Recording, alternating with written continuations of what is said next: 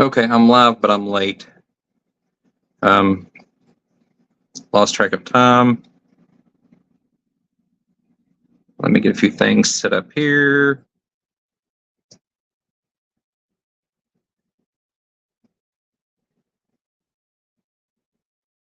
All right. I think I got switched to all chat. Welcome, Lando and Big Tank Hank. Yeah, I was over watching the Fish Fam Link stream and all that, and looked up and it's 7 o'clock, and I'm still over there. I'm like, oh no, I'm late. Hi, Nancy.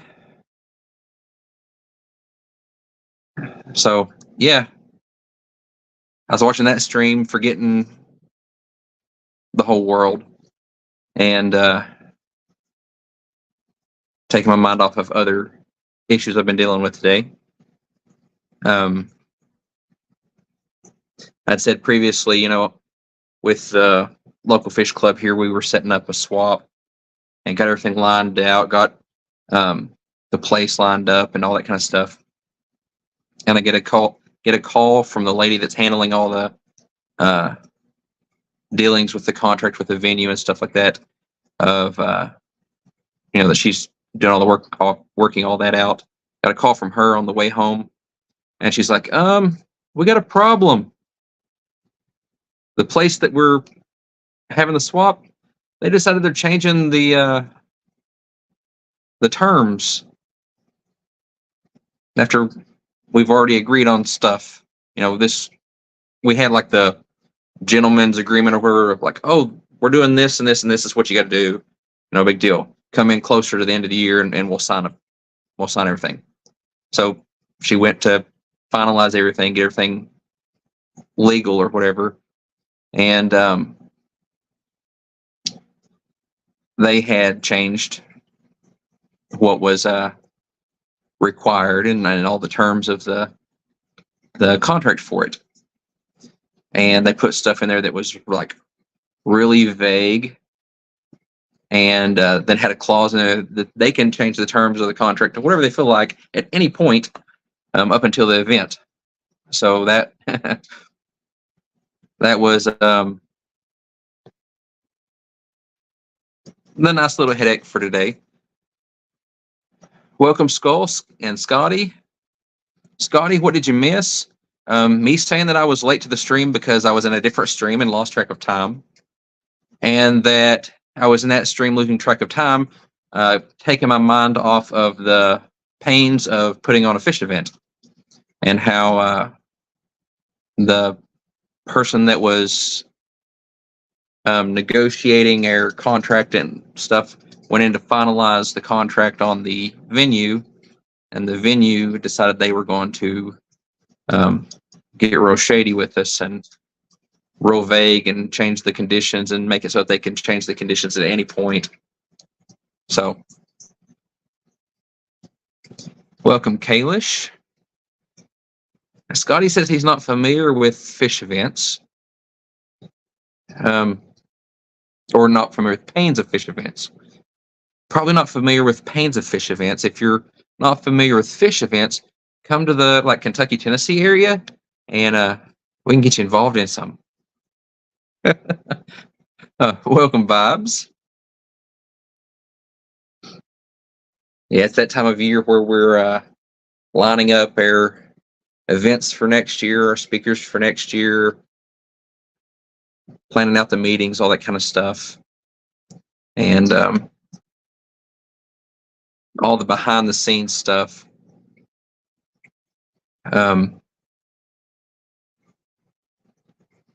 That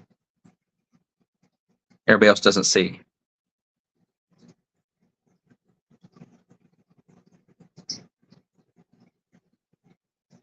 Just a second.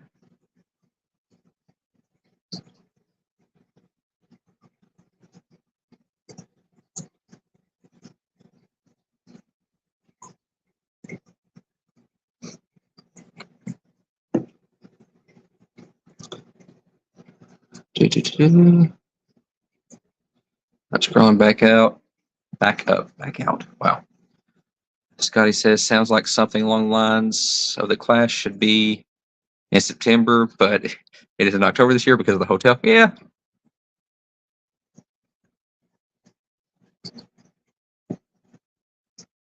Yeah, this place, we had everything lined up they said they needed, and then they said, "Oh, we can't do the official signing right now, but come closer to the end of the year, and we'll take care of it then." So she goes up there to do that, and um, and they say, "Oh, well, yeah, sure. This other group can do this, and this other group over here can do that too, but you all are a little different. We're going to need this and this and this, and we need to be able to change that anytime." Yeah, it's a swap, Scotty. Um, the places that can we have issues finding a suitable place. The places in the city that we want to do it in, that have the room and stuff to do it, that would actually allow us to do it, think that their floors are paved in gold. And then other places that are large enough for us to do it don't like the idea of having fish there. But then the places that are okay with us having fish there and that have a reasonable price are either too small to get, a few families in there, or they're out of the desired area. What did I do? I clicked something. Okay, there we go. And Elaine, I don't think I said welcome to you, but welcome in. Says Air Areas, VFWs and American Legions. Air Area I can't read today, has VFWs and American Legions that you can have events. They must be reasonable because they have lots of events. Yeah, we used to meet at a VFW, and we got stuck one night with a speaker coming in from Nashville, and got there ready to set up and stuff, and the VFW says, "Nope, can't do it tonight." Apparently, they didn't have a good organizational structure of who's in charge of booking the rooms, and 3 different people had booked like 3 different events at the same time. And so, and that room was like so small, it's like the size of a living room. But now we meet at an American Legion post, and worst comes to worst, we could probably have it there, but it's small too. I mean, it's, we might could fit like 5 tables in there, and to me, 5 tables isn't, really something to call swap. Scotty says, yeah, many don't want us fishy people. Yep. Geek Boy, did I say hello to you? If not, hello. I think I said hello to Zen, but if not, hello, Zen. Scrolling down through here. Congrats on my award. Yeah, that completely surprised me. I guess everybody got together behind my back because I was planning out who was getting what awards and ordering them and all that kind of stuff. And I was like, all right, I got everything lined up of who's getting what. And unfortunately, I got, other awards too that I was trying not to get. Like I got the Bowl Show Champion of the Year, whatever it was, and Breeder of the Year. But I didn't want those because I want other people to win the awards. I participated in them to encourage other people to participate and to show them like how you do it. And apparently I participated too much and bred like 11 species and got more bowl show points than anybody else. So I wasn't intending to win those, but I knew I had won those because I was doing the figuring and stuff. But then they surprised me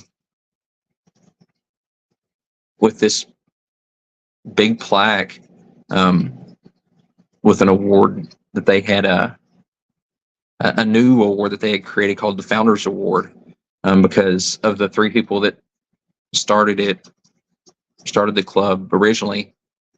I'm the only one still in it, and apparently they think I do a whole lot in the getting it set up and going and stuff, which I do a lot, but I don't do it for the awards and stuff like that. I just try to get the hobby better, and getting people together for the hobby is what I try for. Geek Boy says my club meets at a church. The Kansas City meets at a church. Yeah, churches are the number one place that clubs do meet across the country. And it would be nice to get my club back into a church, not because of like the religious stuff or whatever, but from what I've seen, they usually work better with the clubs. We were in a church before the VFW building. We were in a church, and they had the booking issue also. We would show up to have a meeting, and I say, "Oh yeah, so and so's having their retirement party in there. We'll stick you in a Sunday school room." So we had like 40 people crammed into a room that's supposed to hold 20, and we showed up for a swap there, and like, you can use the front lawn. And so we had a swap at the end of May in 90 something degree weather outside in the sun. So we decided to have, to find something that was more reliable. An over participation trophy. Yeah, I didn't get the Aquarist of the Year award.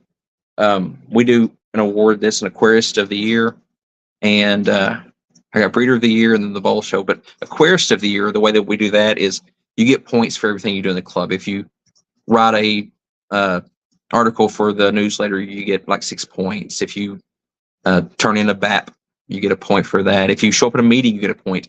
Every little thing that you do, you get a point or 6 or something for it. And one guy had like twice as many points as like even me. He had twice as many points as the next person under him.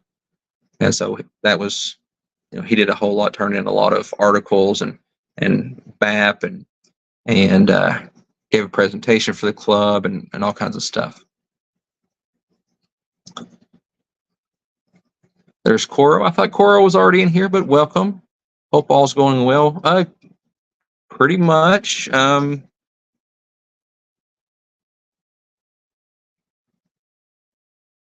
I've been keeping my eye out for volunteer firehouses. I think we've talked about that before, Scotty, that you suggested firehouses. So far, I haven't found any takers on that as far as the firehouses. Jeff Kane, if I haven't said, I don't remember saying hello to you. There's Craig with Craig's Catfish Caves. Or Craig's Catfish Cave. Scrolling on down. Yeah, Craig is a very nice guy. There's Dave Farrell. Most town halls will have a meeting hall you can use for cheap, sometimes free. And at least around here, all the government stuff that we've looked at,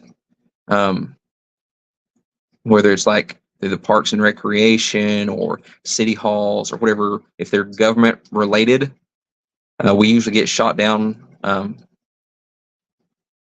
if not in the very beginning, but when we mention something about, having auctions or anything dealing with money, that the government just stops us in our tracks, that they don't want anybody changing money in their facilities. So I don't know why that is, or if that's just a local thing here, but that's what we've come into so far. The exception, the town that we meet in has one facility that they said you can be in and have swaps, have auctions, take membership dues, and change money. But they want it like $500 an hour for it to rent it. So we'll get back to you on that. Bipolar Aquatics came in. Welcome. And Skipper's here. Welcome, Skipper.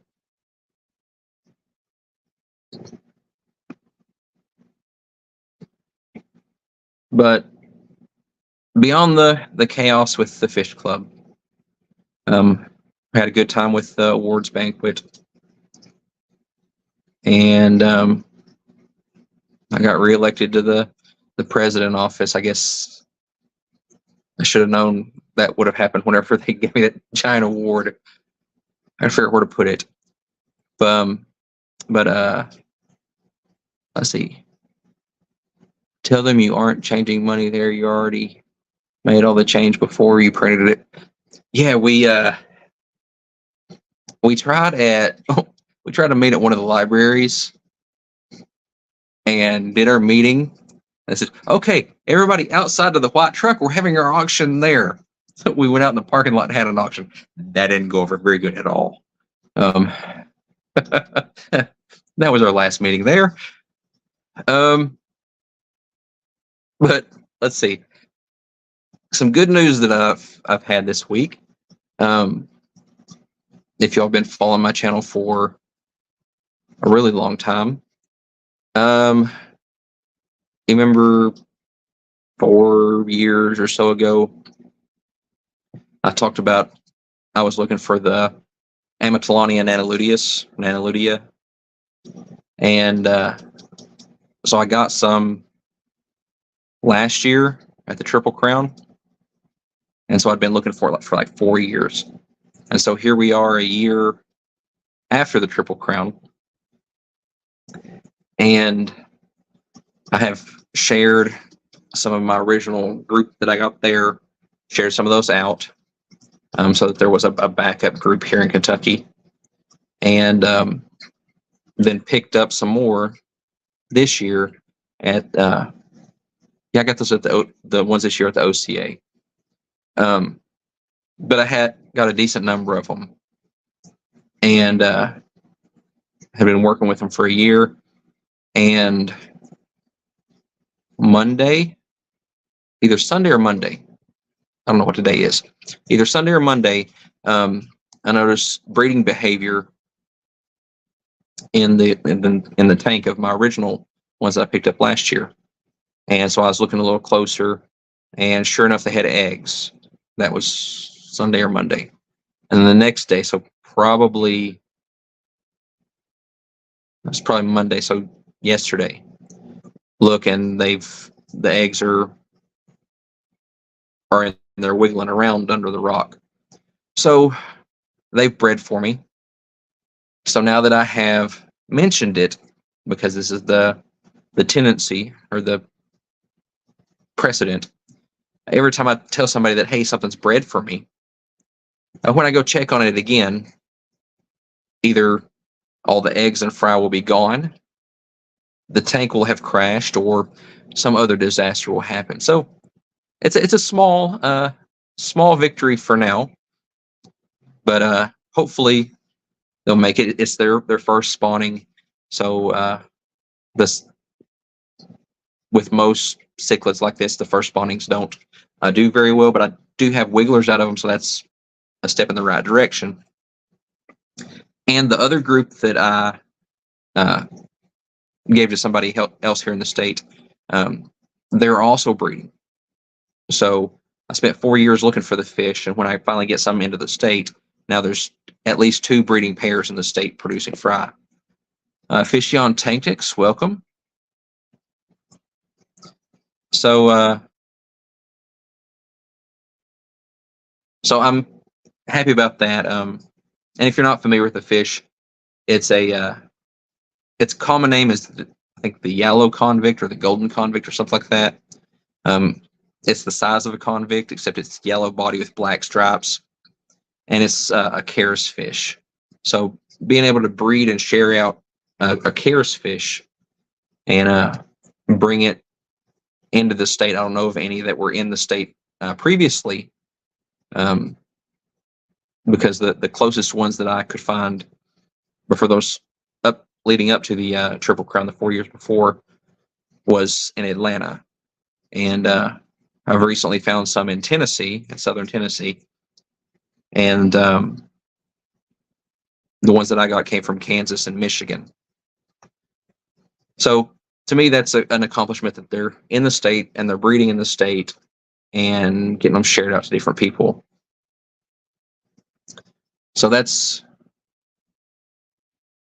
one accomplishment, I guess. And I'm looking to move, probably move the angelfish and the 29-gallon back out to the building. That's probably next on my list.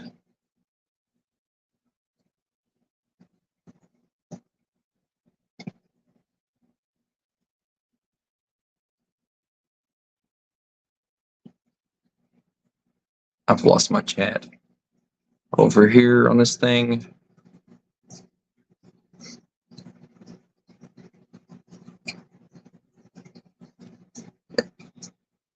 Jeff says it's a cool fish. I think it is. I hate the common name that they call it yellow convict, because a lot of people, when they hear convict, they think of the common convict, the Niger fasciatus, and it has a bad reputation. As soon as people hear convict, they're like, "Oh no, no, no! I don't want any of those." But this fish is different. Welcome, Stephen P. 2003. But I like that. Not everybody's heard of this fish, and by breeding it and sharing it out, then people see the pictures of it and it's like, "Oh, what is that?" I can start sharing the information about it, about where it comes from, that it's in need of conservation, the benefits of keeping it, and stuff like that. And get the education there, the sharing it, the breeding it. So it's kind of like the whole idea behind the whole Charis thing, which is funny because the four main clubs that I go to aren't don't even actually have a Charis program, not yet, but we might get one going in one or two or three of them. Zen says, so they aren't related to actual convicts, or you just mean their temperament's different? They are related to them. They're the same genus now. Of course, that whole group of cichlids not too long ago went through a change in their genus, but they're the same genus now. Their behavior is similar but different. They're not as, like, the convict would get like crazy aggressive and breed like rabbits and just destroy a whole tank. These guys aren't that bad. You can keep them more in a community. I mean, not a straight up like guppy tank or stuff like that, but they do better. They're better looking.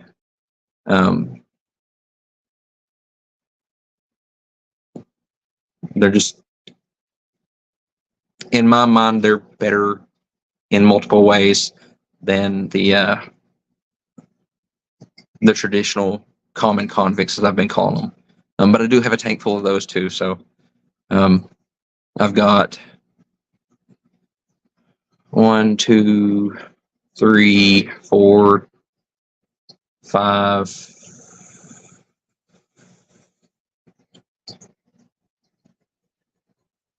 6 different species of that genus right now. I just got rid of 2 more. I decided I can't work with every species in a genus unless it's like a single species. But like all the Amatollonias, I can't work with all of them at once. I need to focus in and get one doing what I want it to do, and then move on to the next. Scotty says, I want to find a live bear that I can put with a pair of flagfish and the planted 20 high, maybe a bigger one, but the fry will come out big. Okay. Well,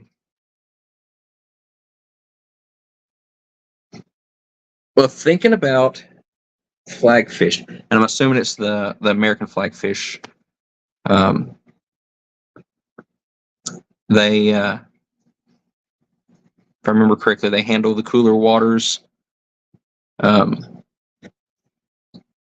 you say a live bear, they can go with them, that the fry come out big. You know, the flagfish are nippy. And so when I think of a live bear that can handle get nipped at, maybe give back what it takes, and have larger fry, my mind goes to Gutierrez.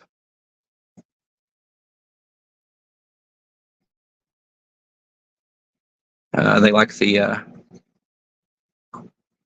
pike top minnow. That was my first thought, but then I thought he probably likes this flagfish.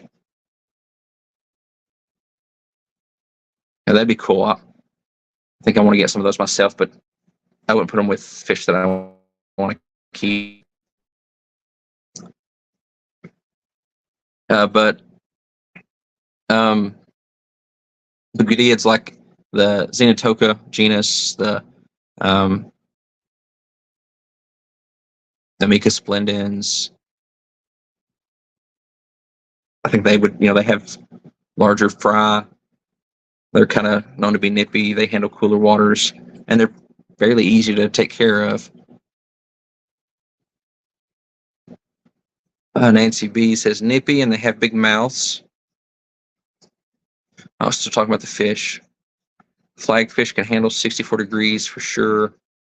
Mine has fish Shion Tank says that. Did I say hello to Sketty Nona? If not, hello. Scrolling down through here.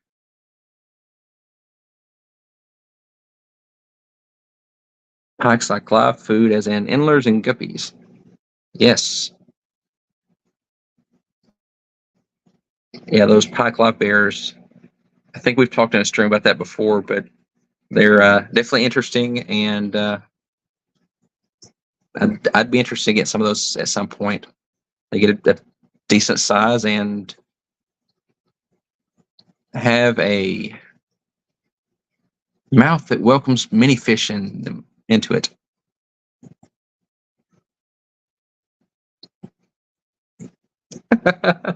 Late for work, and she's in the salon. Yeah, I don't understand that. When I was married, my ex would go to get her hair done. She'd be gone for 8 hours or more. Well, until this point, I didn't think about it. She said she was getting her hair done, but we'll talk. That's something else. Fish Jones about to eat supper.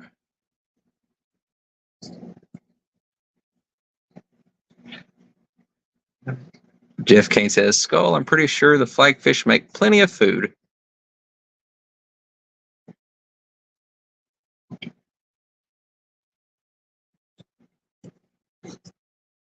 Yeah, the last flagfish I got,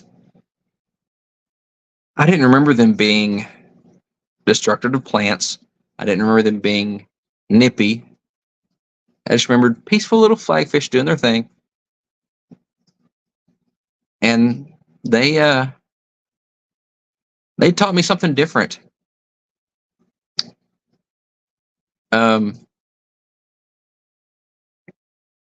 They took care of the black mollies that were in there and all the plants. This was, oh goodness, when was this? Maybe 10 years ago.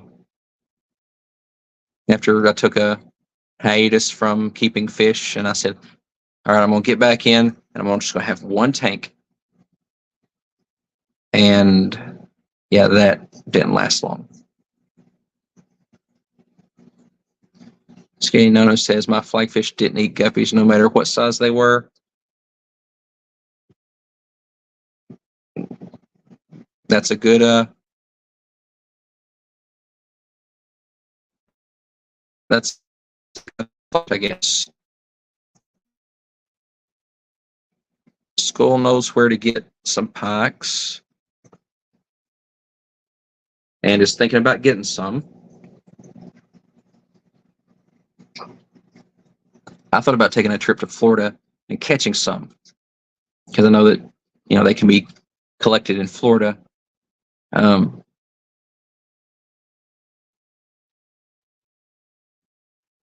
But Florida's a little distance. Keep the flagfish with an Oscar. Could be done for a while.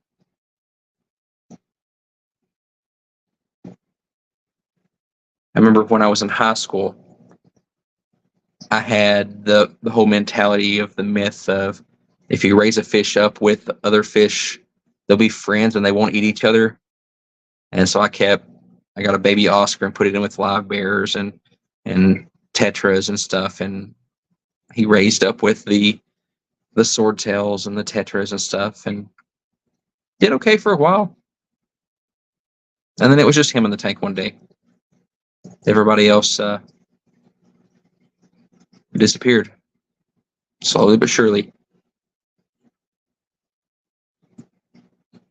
I didn't have very good husbandry of fish back then. Of course, that fish's name was Oscar. The Oscar's name was Oscar. And being in high school, I can't believe I did this, but I fed the Oscar bolognas and hot dog. Bologna and hot dogs. Not the whole thing, but little pieces. That probably wasn't good for him. Skitty says, I had 6, and they were peaceful. They were bred by Aquatic Arts. 6 of the flagfish.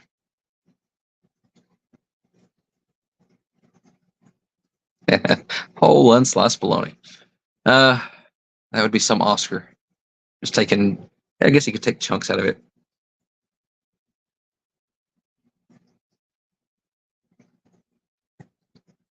Have flagfish with Emperor Tetra, Angels and Cories. Yeah, and I don't know why, but the flagfish is the one killifish that actually speaks to me. That I would go out searching for to get. I've got garden eye killifish out there, but I don't know why killifish just don't appeal to me. I say once I have a successful breeding, they might, but flagfish are the only ones that do it for me right now, and I don't have any. And every time I go looking for them, they only have females or they only have males, and I want both. And I don't think get one now and one later. And there's Vanosky coming in. Jeff says my flagfish finally got aggressive enough to crash their tank.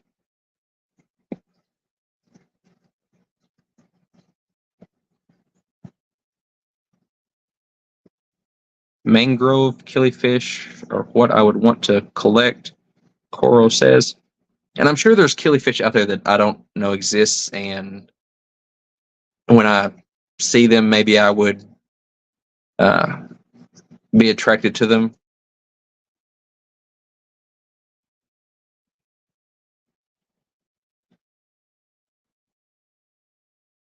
And somebody could probably trick me into liking killifish by telling me they were live bears, because my brain just thinks, oh, live bear, I gotta have it. And I buy live bears that I know I can't take care of yet, or whatever.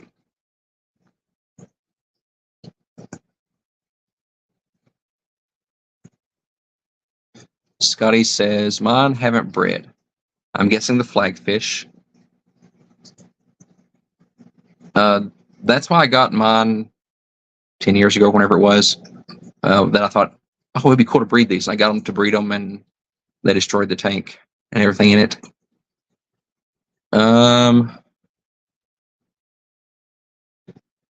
The way they color up, and the fins are luminous.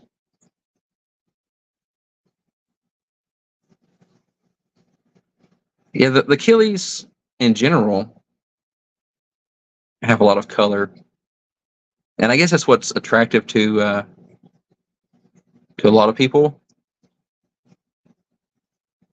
But I don't go after the colors as much. I like live bears, so some of the hybrid guppies and hybrid swordtails and stuff like that, they have colors. But most of the other ones that I go after most of the time are grays and browns and blacks and natural colors.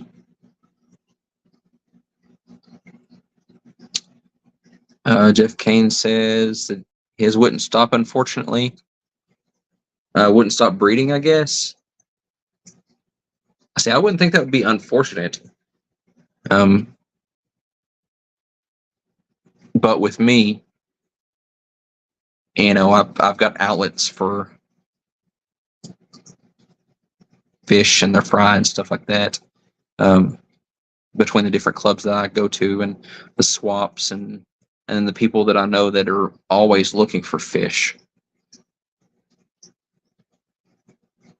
Yeah, I was in a chat or a Facebook group or something earlier, talking about how certain areas, like East Tennessee, for example, is really fish and aquarium hungry right now.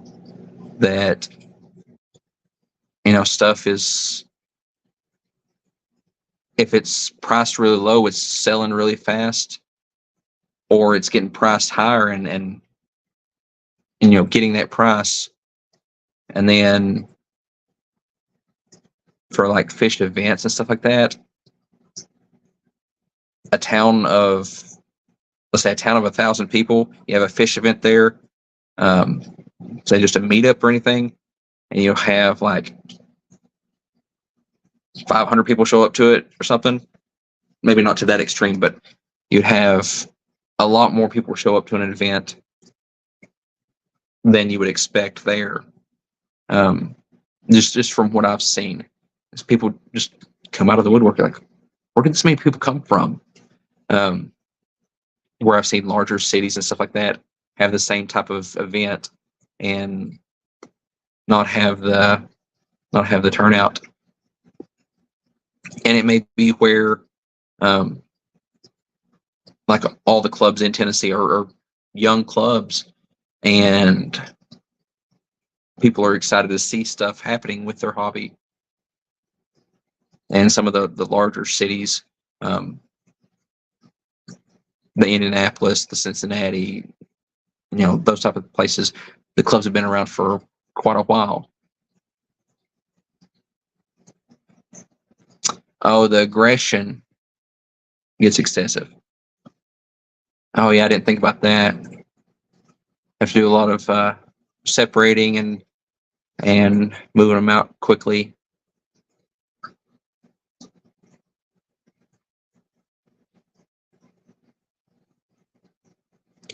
So Coro would like to, is interested in some riffles. I'm trying the species names.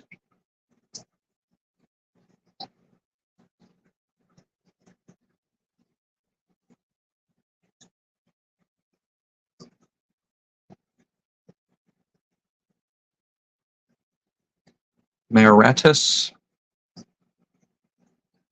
or climbers. And then I read the next one, almost like how some freshwater gobies climb. So they actually climb out of the water, I guess, on the mangrove roots.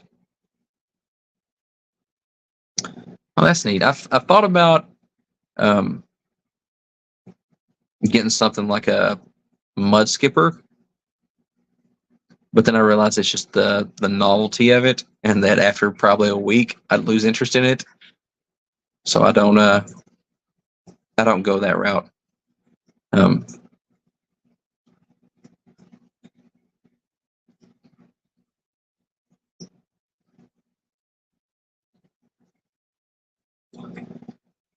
I see Skull says, Coral, there's a guy in Ohio who does a lot of killies.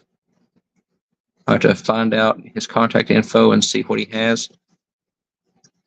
There's a lot of killy people everywhere, it seems, which I find it kind of funny. Each club that I've been to, it seems like there's at least one killy person. It's like die-hard killy that they're AKA member and they want everybody to be an AKA member, and killy fish are the only type of fish to have, and it doesn't matter which club I've been to, they've all got at least one of those. And it seems like they're they're very passionate. And I guess Scotty's that person in his club. And the funny thing, I think that all these people know each other. They're like in some email chain or group chat or something. The Killifish Secret Society or something. Coral says, yeah, they have to find their way from the puddle they hatch in to the nearest opposite sex if they want to breed in the wild. Interesting. I never thought about it, but I'd say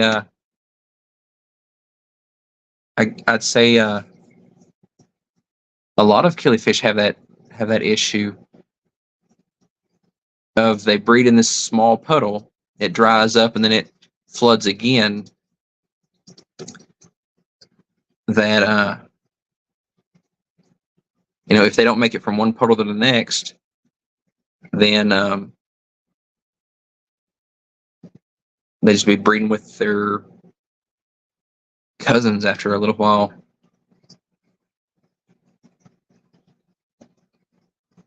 Coro says, I got to join the AKA and also buy fish from Jeff in the spring when I get another tank set up for Skull. But someday I totally want a cool mangrove multi-tiered setup for them to climb around. Yeah, I joined the AKA. I was busy talking and stuff, and the next thing I know, I'm getting handed a book and a fish and stuff. Said, congratulations, thank you for joining.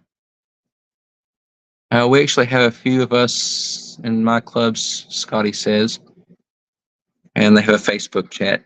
I thought it was a Facebook chat. Yeah, Sarah is the killifish person in the Nashville club. And she's how I got somehow talked into joining the AKA. I was talking to her about club stuff, I think, and wound up leaving the table as a member of the AKA. That's why killifish are such good jumpers. That makes sense.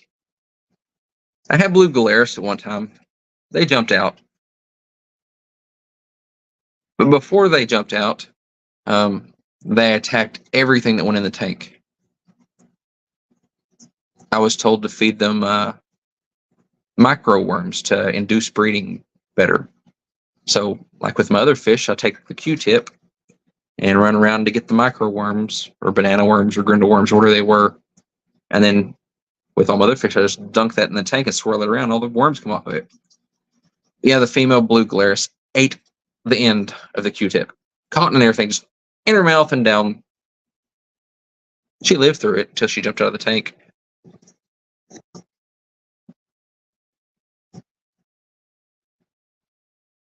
I see, scrolling down through here, Scotty says Sarah's nice. She is. Unless you make her not nice. Um,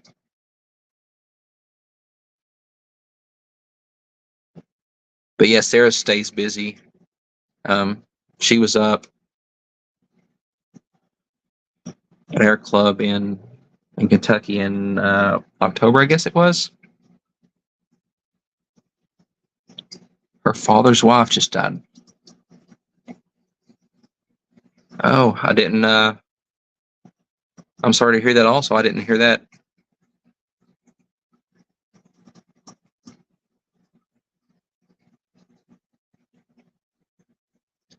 Hey, I fed the blue Galaris other things besides the micro worms.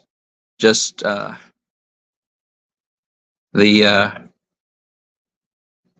resident killifish person here at my home club said, if you want them to have babies, make sure you give them some of these. I think they were Walter worms. Give them some of these Walter worms so they know there's food for the fry. So I tried it. They got Walter worms and cotton.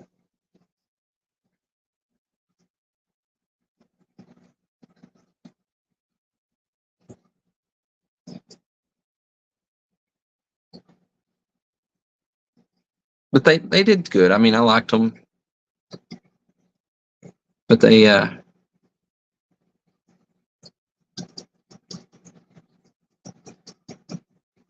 think it was the male that jumped out first. And I kept the female probably another couple of weeks before she found a different hole. I fixed the first hole and she found the other hole. I'm surprised. Let's see. I got the gardener eyes that I have. I got those at the AKA convention, ALA convention this year. So that was May. I'm surprised I still have those. I'm surprised they haven't jumped out of the tank. I mean, I've got a glass lid on it with a little plastic strip on it, but there's been times that I've went there and the lid has fallen in the tank because apparently it doesn't fit just right, or I have forgotten to close the lid after feeding, but they're still in there. I've got a mop in. I think I've got a mop in there and some plants. And I was told that was how to breed them, that you just put lots of stuff in there, plant-like stuff, and that they would breed and the fry would raise up on their own. So I've been trying that since May. And if they've bred, I don't know it.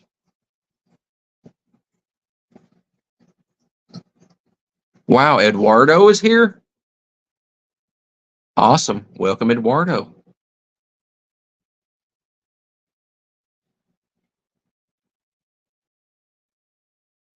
And if I've missed anybody, I'm sorry. I'm glad everybody's here.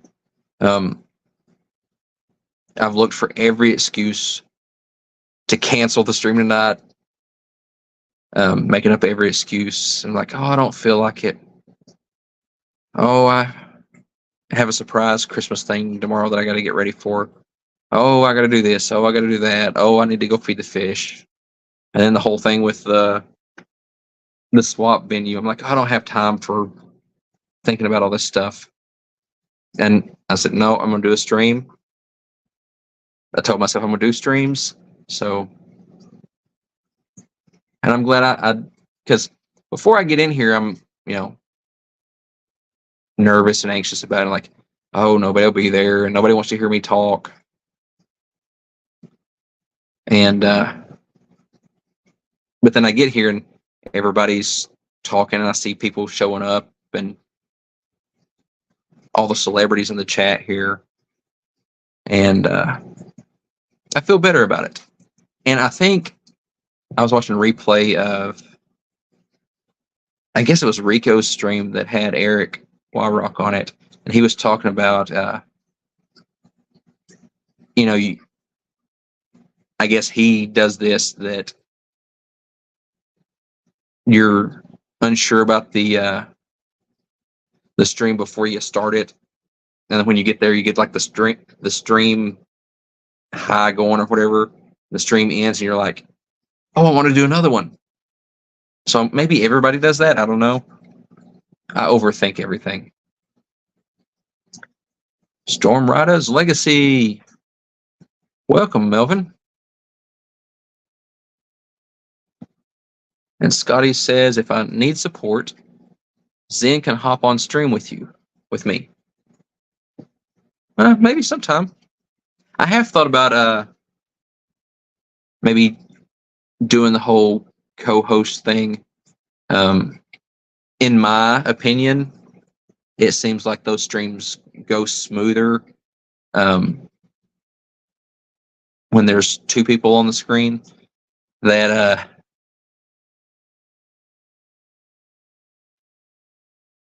sorry, I got busy with the chat, got distracted. But it seems like the streams that have two people on them that they can, kind of chat back and forth between each other and help each other out with the actual like typed out chat, seems that they run smoother and have a better flow. In my opinion, than the streams that are just like a single person like this, just talking to a camera. And, I like them all, don't get me wrong, but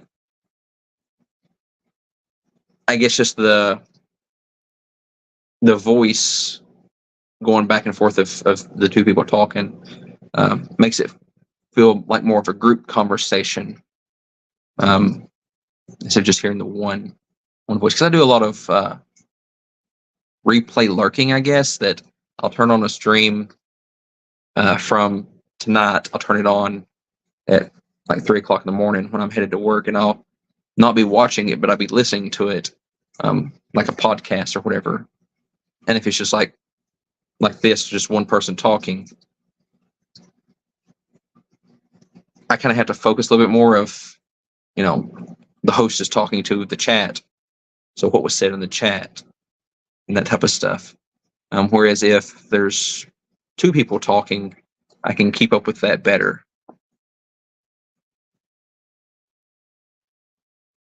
Eduardo says, always find that if you need support, wear a great bra and tight spandex.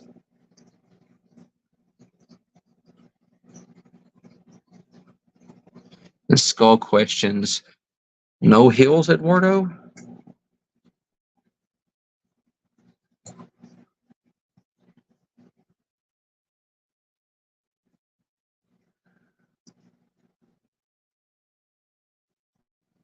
Are heels supportive? DEA Exotics. Well, welcome.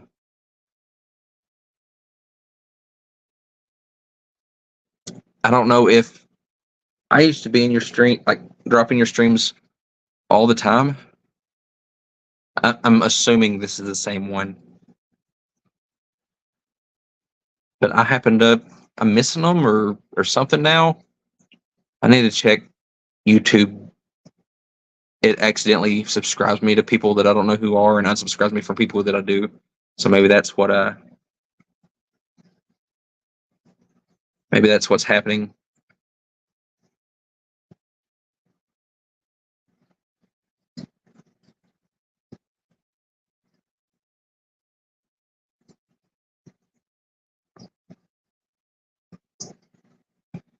Oh, you haven't done it in a while. Maybe that's why I haven't seen them. Well, I understand that. I'm trying to do better myself at the whole YouTube thing. Putting out videos, putting out shorts, doing streams. I've talked forever that I want to do streams and always had excuses of why I couldn't. And after becoming single again, I said, well, now I don't have that excuse to not do streams. So I'm going to do streams. And I haven't for the past couple years when I didn't have that excuse. And I've been making other excuses. So I'm doing it now. And I was supposed to edit a video to come out tomorrow about the room sales at the OCA. And I procrastinated and not done that. I've not edited that. So odds are it won't come out tomorrow. I might get it edited and put out probably next week. Because I won't have a stream next week. The week after Christmas is busy with family stuff for me. So, DA Exotics asks, did I ever figure out that cat meow in my car? No, I sold that thing. It was creeping me out too much. I had to get rid of it. And if any of y'all, I don't even know if that video is still up. I have to look and see. But if you don't know what I'm talking about there, I had a car once. It was an SUV, maybe a Nissan Armada. And we were driving through this part of, it wasn't in city limits, it was like the outskirts, like a little country road. And it was raining, and we pass through this area, and we hear a cat meow like 3 times, and it sounded like it was coming from inside the car. So my thought was, it was raining while we were at these people's house. Their cat has crawled up in the engine bay of the car to get out of the rain, and here we are driving down the road with a cat in the engine bay. So I had my wife at the time pull over in a church parking lot, and I inspected the engine bay, the wheel wells, the whole thing of the car, looking for this cat. Couldn't find it. I said, well, it must have jumped out when we stopped. Like a week later, we went driving through that area again, that same, 200-yard stretch of road or whatever. And when we got into that area, we heard the cat meowing again. And I thought, that's crazy. So we drove down to a little parking lot thing down there, turned around, came back. When we got within a certain area, we got in that area. Sure enough, cat meow again. So like the next week, I take my dad in the car, tell him, help me figure this out. Is it a belt squealing? Is it something? And he's in the passenger seat. I'm driving. He's listening towards the dash or whatever, seeing if he can hear the noise. And we get in that area. We hear the cat meow. And he says, all right, pull over. I think I've figured out what it is. So we pull over. He gets out of the car. I get out, walk around. I say, what is it? He goes, you got a ghost in the car. He says, I'm not getting back in it. Call somebody to come pick me up. We turned off the radio. We took all the kids' toys out of the car. It would only happen in that area of the road. We asked other people that drove up and down the road if they ever had that issue. Never happened in another car, just that car in that section of the road. And I mean, I still don't know what it is. It would like make the hair stand up on my arms and stuff, send chills down my spine. Yeah, I think it was a ghost cat. I sold the car. Nobody asked if there was ghosts in the car, so it moved on to the next person. And I haven't had any ghosts in the car since. Yeah, I've got to look and see if that video's still up. I know it's up on one of my other channels that I don't really use. So if it's not up, I'll have to repost it back on this one, just for some creepy stuff. Well, welcome in, Jenny Lynn. If you didn't catch that, but the end I was telling about how a few years back I had a car that I think was haunted by a cat.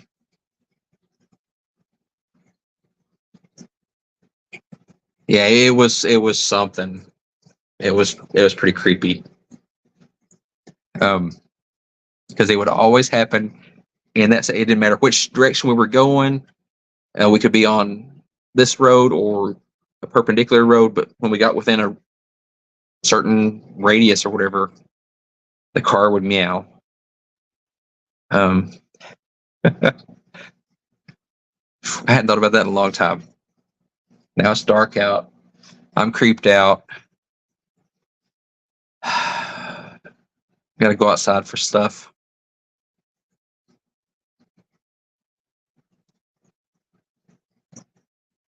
Well, what a way to end it. I've reached my time limit. I'm a little over an hour. So, like I said, there won't be a stream next week. Yeah, seeing you in chat is great. DA Exotics. I'm gonna have to double check to make sure I'm still sub to you and get that video. If it's not on this channel, get it back over here. But yeah, I hadn't.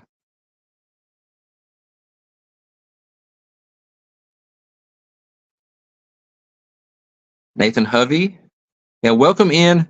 I'm bad at ending these things. But yeah, I'm trying to sign out here.